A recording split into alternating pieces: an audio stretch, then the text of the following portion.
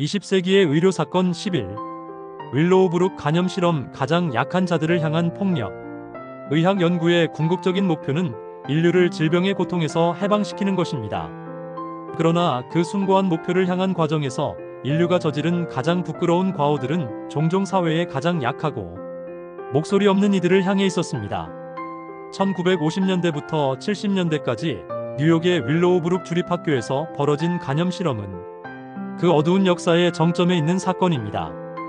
이곳에서 의사들은 간염 백신 개발이라는 명분 아래 지적장애를 가진 수백 명의 아이들에게 의도적으로 간염 바이러스를 주입했습니다. 어차피 이곳에 있으면 간염에 걸릴 수밖에 없으니 통제된 환경에서 감염시켜 연구하는 것이 낫다는 연구진의 위험한 논리는 당시 사회가 장애 아동의 인권을 어떻게 취급했는지를 여실히 보여줍니다. 이 글은 과학적 성과라는 미명 아래 자행된 비윤리적 폭력, 윌로우브룩 간염 실험의 전말을 파헤치고 이 사건이 오늘날 연구 윤리에 어떤 뼈아픈 교훈을 남겼는지 고찰하고자 합니다. 윌로우브룩 간염 실험의 비극을 이해하기 위해서는 먼저 그 배경이 된 장소의 끔찍한 현실을 알아야 합니다. 1947년 뉴욕 스태튼 아일랜드의 문을 연 윌로우브룩 주립학교는 지적장애 아동들을 위한 수용시설이었습니다. 하지만 본래 4,000명을 수용하도록 설계된 이 시설은 1960년대에 이르러 6,000명이 넘는 아이들을 받아들이며 살아있는 지옥으로 변해갔습니다. 턱없이 부족한 직원, 열악한 위생 상태, 낡은 시설 속에서 아이들은 인간으로서 최소한의 존엄성도 보장받지 못한 채 방치되었습니다. 이런 과밀하고 비위생적인 환경은 전염병이 창궐하기에 최적의 조건이었습니다. 특히 간염은 윌로우브룩의 풍토병과도 같아서 새로 들어온 아이들은 거의 예외 없이 수개월 내에 간염에 걸리곤 했습니다. 직원들마저 감염될 정도로 상황은 심각했습니다. 아이들을 보호해야 할 학교가 오히려 아이들을 질병의 구렁텅이로 밀어넣고 있었던 것입니다.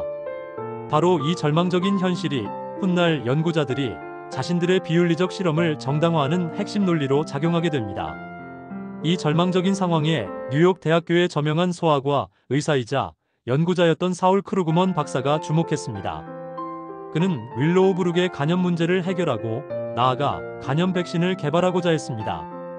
그의 목표는 숭고했지만 그가 선택한 방법은 끔찍했습니다.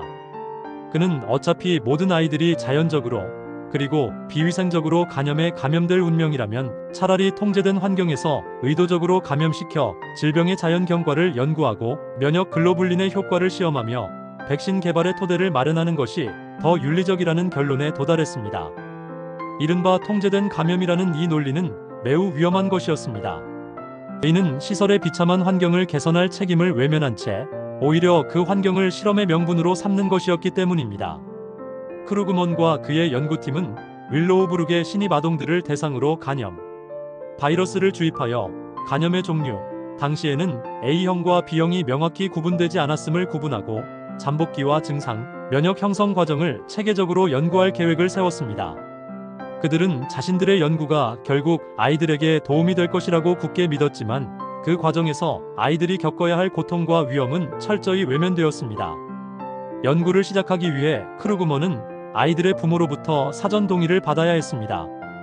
형식적으로는 동의 절차가 있었지만 그 과정은 교묘한 강요와 다름없었습니다. 당시 윌로우브룩에 아이를 입소시키려는 부모들은 수년을 기다려야 할 정도로 시설은 포화 상태였습니다. 병원 측은 절박한 부모들에게 일반 병동은 자리가 없지만 연구에 참여하면 새로 지어진 깨끗한 연구병동에 바로 입소할 수 있다고 제안했습니다. 이는 사실상 아이의 건강을 담보로 입소 자리를 거래하는 것과 같은 비윤리적인 행위였습니다. 대부분의 부모들은 더 나은 환경에서 자녀가 보살핌을 받을 수 있을 것이라는 희망과 어차피 간염은 피할 수 없다는 연구진의 설명에 동의서에 서명할 수밖에 없었습니다. 동의를 얻은 연구팀은 3살에서 10살 사이의 아이들에게 고의로 간염 바이러스를 감염시켰습니다. 초기에는 간염 환자의 대변 추출물을 아이들이 먹는 초콜릿 우유나 음식에 섞어 먹이는 방식을 사용했습니다. 이후에는 정제된 바이러스를 직접 주사하기도 했습니다. 아무것도 모르는 아이들은 의료진이 주는 특별한 간식을 받아 먹으며 치명적인 바이러스에 감염되었습니다. 스스로를 보호할 수도 자신의 의사를 표현할 수도 없는 가장 약한 아이들의 몸이 그들의 의지와는 상관없이 과학 연구를 위한 실험 도구로 전락한 것입니다.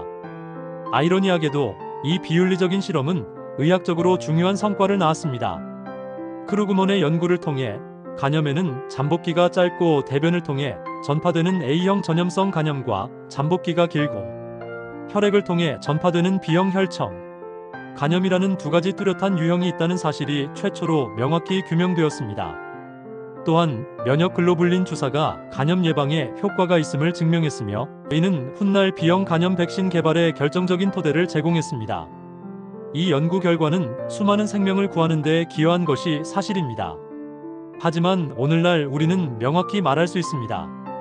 그 어떤 위대한 과학적 성과도 그 과정에서 자행된 비윤리적인 행위를 정당화할 수는 없습니다.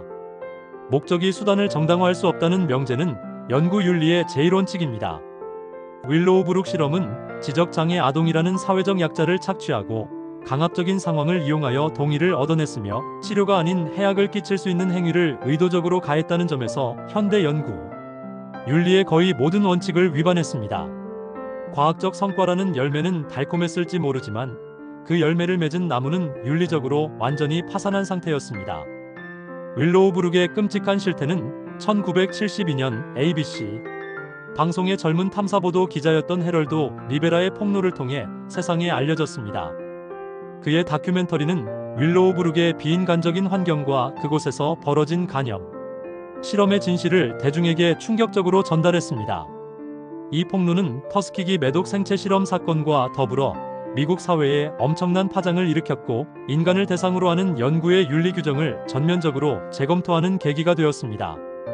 이러한 사회적 요구에 부응하여 미국 의회는 생의학 및 행동 연구의 인간 대상 보호를 위한 국가위원회를 설립했고 이 위원회는 1979년 연구 윤리의 역사에서 가장 중요한 문서 중 하나인 벨몬트 보고서를 발표했습니다.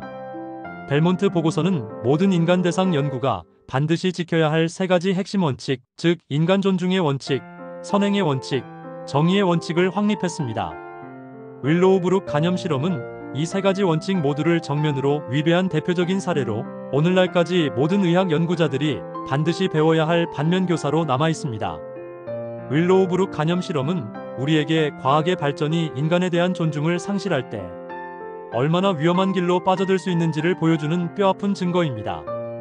간염 백신 개발이라는 숭고한 목표는 아이들의 몸에 고의로 바이러스를 주입하는 비인간적인 폭력을 결코 정당화할 수 없습니다. 이 사건은 연구 대상이 스스로를 보호할 능력이 없는 사회적 약자일수록 연구자는 훨씬 더 높은 수준의 윤리적 책임을 져야 한다는 사실을 명백히 보여줍니다. 윌로우 브룩의 아이들이 겪었던 고통 위에서 오늘날의 엄격한 연구 윤리 기준이 세워졌음을 우리는 결코 잊어서는 안 됩니다. 그들의 희생을 기억하고 다시는 인류의 발전이라는 이름 아래 가장 약한 자들을 향한 폭력이 반복되지 않도록 경계하는 것만이 우리가 그들에게 진 빚을 갚는 유일한 길일 것입니다. 본 콘텐츠는 일반적인 건강 정보이며 전문적인 의학적 조언이나 진료를 대체할 수 없습니다. 건강에 문제가 있을 경우 반드시 의사 등 의료 전문가와 상담하시기 바랍니다. 제공된 정보의 활용에 대한 모든 책임은 전적으로 사용자 본인에게 있습니다.